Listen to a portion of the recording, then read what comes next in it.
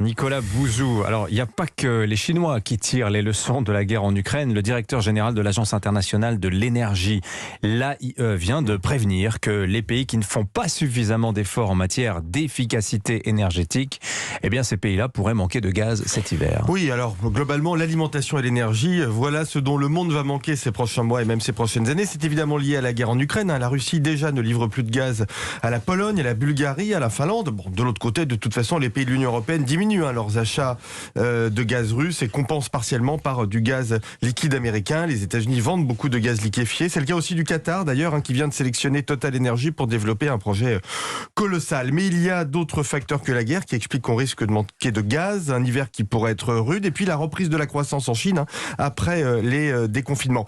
Attention, cela dit, la problématique de l'énergie ne se limite pas au gaz, le défi est plus général. Oui, on a besoin notamment de plus en plus d'électricité partout dans le monde. Et pas simplement pour cet hiver, Dimitri, mais pour les 15-20 hivers qui viennent, parce qu'il y a de l'activité économique et parce que la transition écologique est en grande partie une transition vers la production d'électricité décarbonée.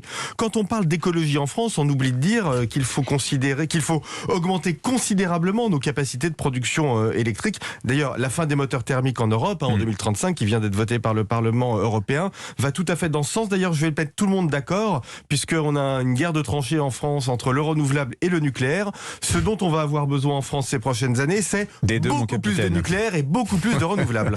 Est-ce qu'on pourrait est-ce que la France est concernée, pensez-vous, par la prédiction de l'Agence internationale de l'énergie? Est-ce qu'on va souffrir de rationnement en France cet hiver? Écoutez, sur l'électricité, en tout cas, le gouvernement se veut rassurant, mais enfin, c'est un problème qui se posera de toute façon à long terme. C'est dingue d'ailleurs de se retrouver aujourd'hui en stress de manquer d'électricité parce que nos réacteurs nucléaires ont des problèmes de corrosion, parce que nos EPR prennent du retard, parce que nos éoliennes en mer en ont pris aussi énormément. Elles commencent à peine à tourner. On nous bassine avec le court-termisme du marché, le long-termisme de l'État. Tu parles.